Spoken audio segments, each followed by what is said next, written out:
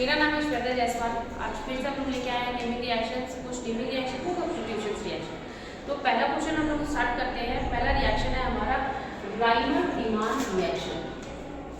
राइमर-टीमान reaction, ये reaction किसके साथ होगा? फिनॉल का रिएक्शन हम लोग किसके साथ कराएंगे? क्लोरोफॉर्म के साथ, CH3 के साथ।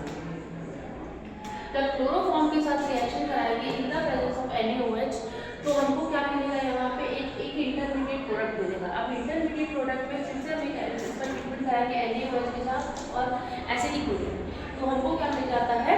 सैलिसल्डिहाइड। क्या मिल जाएगा यहाँ पे? सैलिसल्डिहाइड। ठीक है, नो डाउट बहुत ज्यादा इंपॉर्टेंट क्वेश्चन है। कहाँ से कंटिन्यू करें? Rosenberg reaction. अगला रिएक्शन हमारा क्या है? ये भी नेमिंग रिएक्शन है। ये दोनों reactions Reimer Tiemann, Colebrook reaction, Rosenberg reaction, ये सारे रिएक्शंस हर बार अल्टरनेटिव ईयर्स में बोर्ड में पूछे ही जाते हैं। आप लोग नोट आउट इसको बाय हार्ट कर लेना। तो मूव करते हैं रोसेनबर्ग रिएक्शन की तरफ। बेंजोइल क्लोराइड, बेंजीन के साथ एसाइल क्लोराइड का जब रिएक्शन कराएंगे किसके साथ? हाइड्रोजन के साथ, in the presence of palladised barium sulphate. किसके साथ? पैराडाइज्ड बेरियम सल्फेट के साथ। तो हमको क्या मिलेगा यहाँ से?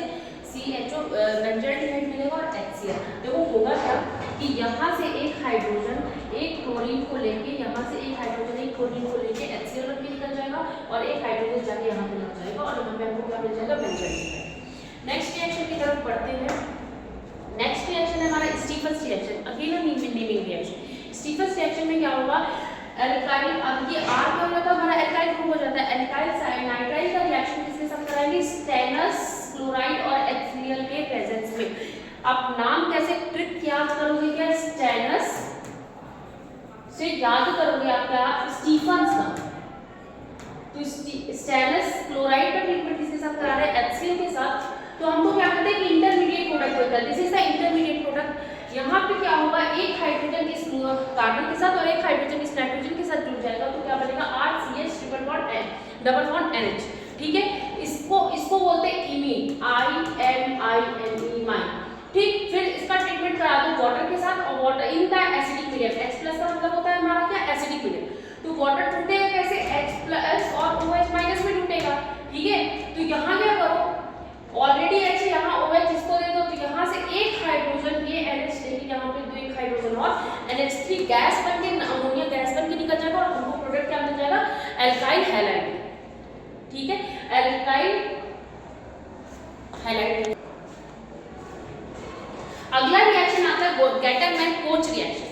एक रिएक्शन हम लोग पढ़े थे गैटरमैन नाम से, उसमें क्या था? गैटरमैन। तो गैटरमैन में क्या मिल रहा था? हमको बेंजीन मिल रहा था और यहाँ पे क्या है? Gattermann-Koch reaction. इस चीज से पकड़ना, CHO मतलब हमको क्या मिलेगा? बेंजल्डिहाइड प्रोडक्ट में मिलेगा।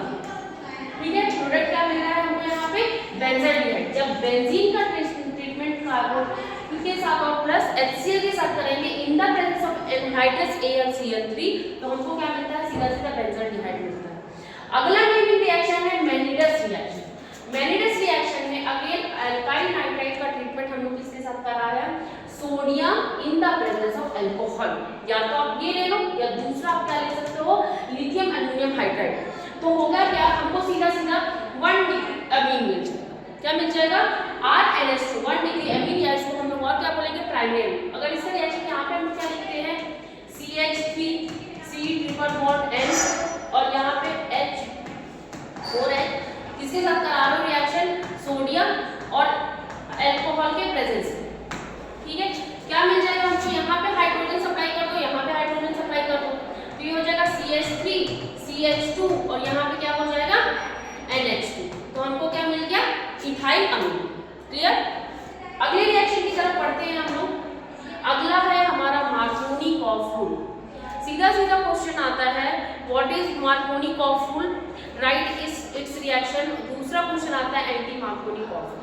ठीक है, मार्कोनिकॉफ रूल समझने के लिए हमको ये पता होना चाहिए कि अगर हमारा अनसिमेट्रिकल एल्कीन और सिमेट्रिकल एल्कीन, सिमेट्रिकल एल्कीन का मतलब होता है CH2 डबल बॉन्ड CH2। अगर यहाँ पे हम HBr के साथ रिएक्शन कराते हैं तो हमको प्रोडक्ट देना बहुत इजी होगा। एक हाइड्रोजन किसी को भी दे दो और Br किसी को भी दे दो, तो हमको यहाँ क्या मिल जाएगा? CH3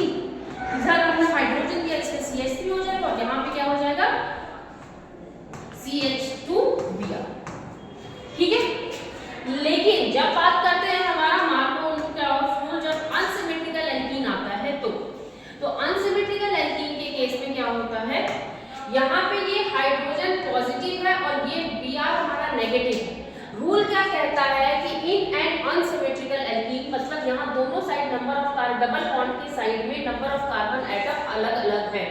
डबल बॉन्ड की इस side number of carbon atom 2 है और इधर कितना है, एक ही। क्लियर?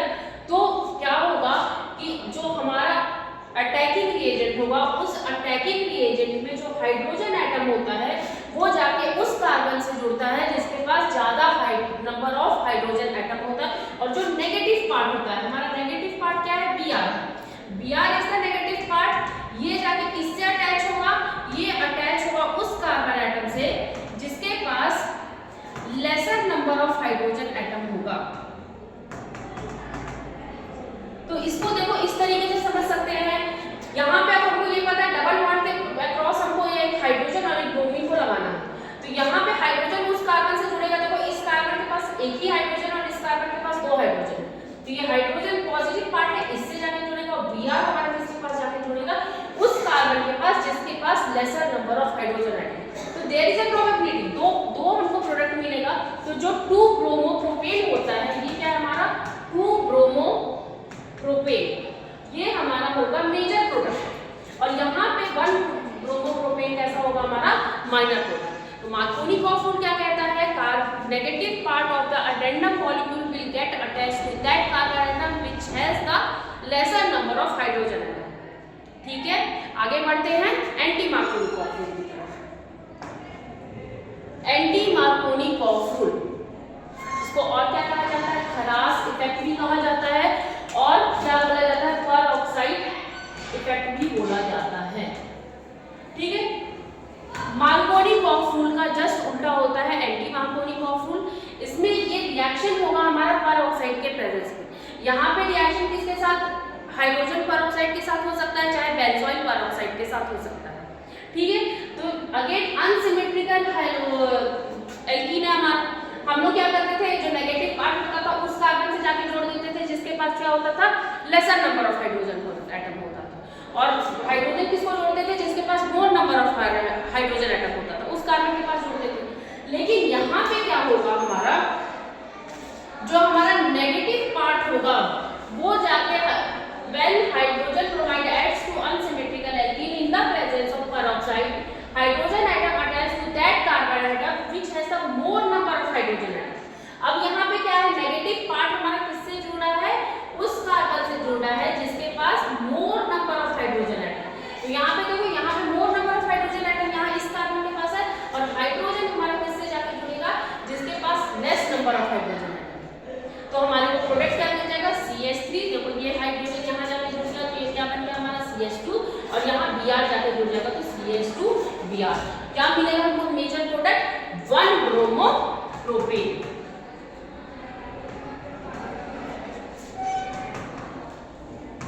याद रखेंगे एंटी मार्कोनी कॉफ जस्ट अपोजिट होगा, किसके प्रेजेंस में होगा, एक पर ऑक्साइड की प्रेजेंस में रिएक्शन होगा। तो नेगेटिव पार्ट किससे जुड़ेगा, नेगेटिव पार्ट जाके उससे जुड़ेगा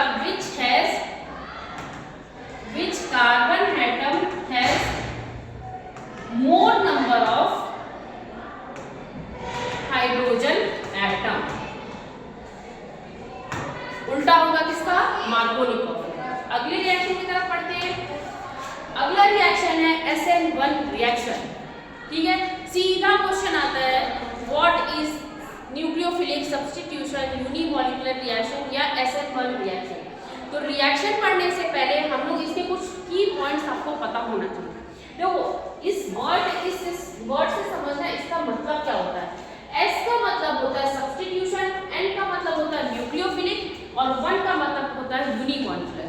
इसको शॉर्ट फॉर्म में हम क्या बोलते हैं, SN1 रिएक्शन। ठीक है, न्यूक्लियोफिलिक सब्स्टिट्यूशन यूनिमॉलिक्यूलर रिएक्शन। ठीक है, मतलब कि यहाँ पे सब्स्टिट्यूशन एक को हटा के और दूसरे को उसकी जगह देना। तो एक न्यूक्लियोफाइल को हटा के हम दूसरे न्यूक्लियोफाइल को उसके जगह पे लाके बैठा देते हैं। पहला रिएक्शन होता है अकर्स इन 2 स्टेप। रिएक्शन हमारा 2 स्टेप में होगा, एक स्टेप स्लो स्टेप होगा और दूसरा स्टेप होगा हमारा फास्ट। रेट डिटरमाइनिंग रिएक्शन कौन सा होगा, 1 रिप्रेजेंट क्या होता है, सॉरी एक चीज और बताना चाहूंगी, 1 किसको रिप्रेजेंट कर रहा है, यूनिमॉलिक्यूलर। यूनिमॉलिक्यूलर हमको क्या बता रहा है, रेट बता रहा है, rate of a reaction, kinetics बता रहा है। क्लियर। इसके बाद आते हैं हम लोग अकर्स इन 2 स्टेप। सेकंड है रेट ऑफ रिएक्शन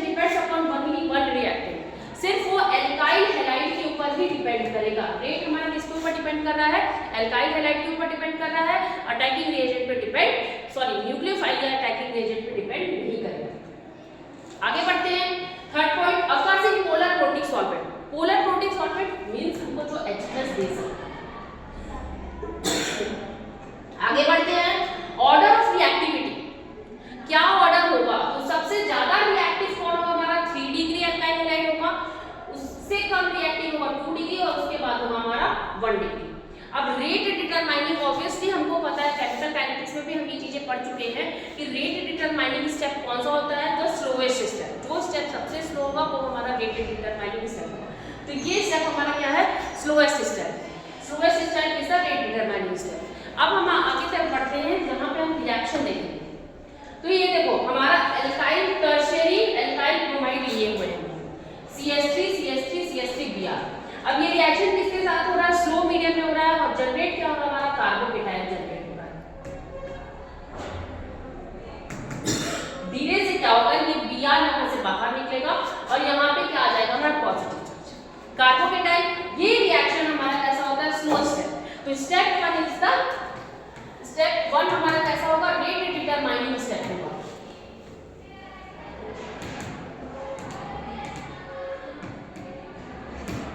अब जब जैसे ही हमारा कार्बोकेटायन 3 डिग्री कार्बोकेटायन जनरेट हुआ, ये हमारा हो गया 3 डिग्री कार्बोकेटायन। 3 डिग्री कार्बोकेटायन जैसे ही जनरेट हुआ, एक न्यूक्लियोफाइल आया और न्यूक्लियोफाइल जाके सीधे सीधे इससे अटैक कर देगा, तुरंत फास्ट, बहुत फास्ट ये रिएक्शन होगा और जाके उससे जुड़ के प्रोडक्ट हमको मिल जाएगा। ठीक है, तो ये फर्स्ट स्टेप हमारा स्लो होता है, जहां पे हमारा जनरेट होगा कार्बोकेटायन। जितनी जल्दी कार्बोकेटायन बनेगा, रिएक्शन न्यूक्लियोफाइल तुरंत जाके उसके ऊपर अटैक करेगा और हमको तुरंत प्रोडक्ट मिल जाएगा। तो रेट डिटरमाइनिंग स्टेप हमारा कौन सा होगा? First step, that is slowest step. और दूसरा चीज यहाँ पे हम लोग को एक चीज ध्यान रखना है कि हमारा 3 degree alkyl halide is more reactive.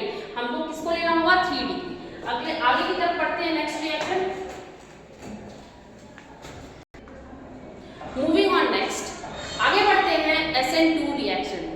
SN2 अब आप लोग समझ चुके होंगे कि S मतलब होता है हमारा सब्स्टिट्यूशन, N मतलब न्यूक्लियोफिलिक और 2 मतलब होगा बाई मॉलिक्यूलर रिएक्शन। ठीक है, भले ये बाई मॉलिक्यूलर हमको क्या बताएगा? रेट बताएगा। इसका ये मतलब नहीं होगा कि ये 2 स्टेप में होगा, सीधा सीधा बात है, सिंगल स्टेप रिएक्शन है, एक ही स्टेप में रिएक्शन कंप्लीट हो जाएगा। ठीक है, आगे इसमें क्या होगा? हमारा सबस्ट्रेट और अटैकिंग रिएजेंट दोनों के ऊपर डिपेंड करेगा हमारा rate of reaction.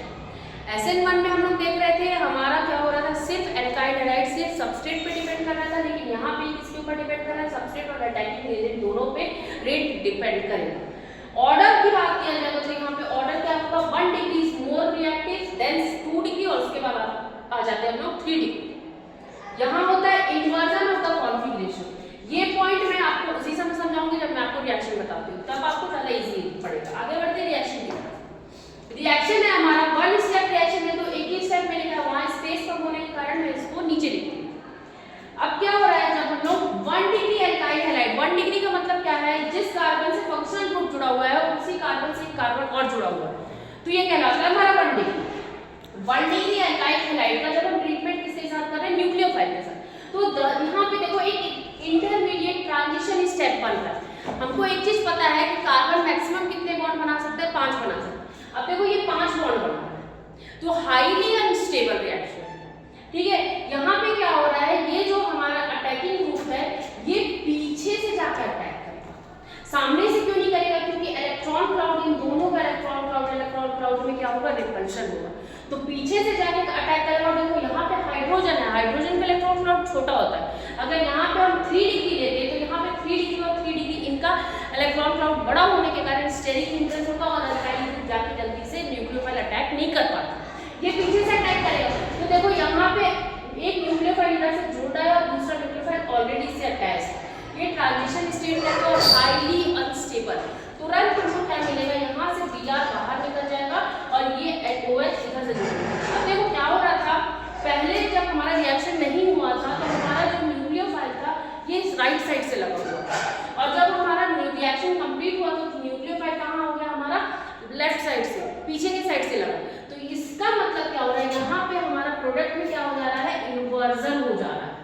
Configuration inversion हो जा रहा है, मतलब जस्ट पीछे की तरफ से अल्काइल जो हमारा ग्रुप था यहाँ पे OH की जगह पे क्या आ गया, हाइड्रोजन आ गया, और यहाँ पे अल्काइल न्यूक्लियोफाइल ना लग के कहाँ पे लगा, पीछे की साइड से लगा। तो this is all about SN2 nucleophilic substitution bye molecular reaction. आगे की तरफ पढ़ते हैं लुकास टेस्ट। डायरेक्ट पूछता है what is Lucas test, what is Lucas reagent, तो इसको हम लोग ये रिएक्शन को भी देख लेते हैं। लुकास टेस्ट में हमारा क्या होता है, help to distinguish between 1 degree 2 degree and 3 degree alcohols. क्या करेगा, हम लोग डिस्टिंग्विश करेगा। कैसे डिस्टिंग्विश करेगा देखते हैं। लुकास रिएजेंट क्या होता है हमारा, concentrated HCl plus zinc chloride. अगर हम लोग जब प्राइमरी अल्कोहल मतलब RCH2OH में जब हम लुकास रिएजेंट मिलाएंगे तो हमको क्या मिलेगा, यहाँ पे एल्काइल क्लोराइड मिल जाएगा, या एल्काइल हैलाइड बोल सकते हैं, एल्काइल हैलाइड। सेकेंडरी अल्कोहल में क्या होगा, वही रिएजेंट हम डालेंगे तो हमको क्या मिलेगा, एल्काइल क्लोराइड मिल जाएगा, और यहाँ पे भी हमको क्या मिलेगा, एल्काइल क्लोराइड। लेकिन हम लोग देखते क्या, डिस्टिंग्विश कैसे करेंगे कि 3 डिग्री अल्कोहल है कि 2 डिग्री है कि 1 डिग्री। तो इसमें क्या होता है, टर्बिडिटी फॉर्म्स या appears immediately.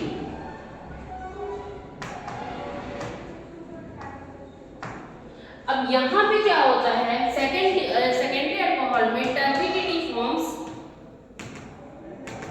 Appears after 10 minutes, और 1 डिग्री में क्या होगा, नो टर्बिडिटी अपीयर्स।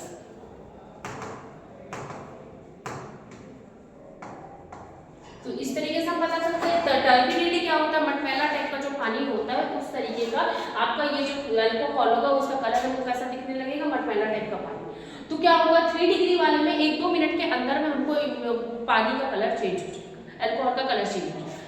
यहाँ सेकेंडरी अल्कोहल में क्या होगा, 10 मिनट के बाद होगा, ठीक है। और प्राइमरी अल्कोहल में टर्बिडिटी ही अपीयर नहीं करेगा। तो हम इससे डिस्टिंग्विश कर सकते हैं कि जो हमारा गिवन सॉल्यूशन है वो 3 डिग्री अल्कोहल है, 2 डिग्री है, या फिर 1 डिग्री, ठीक है।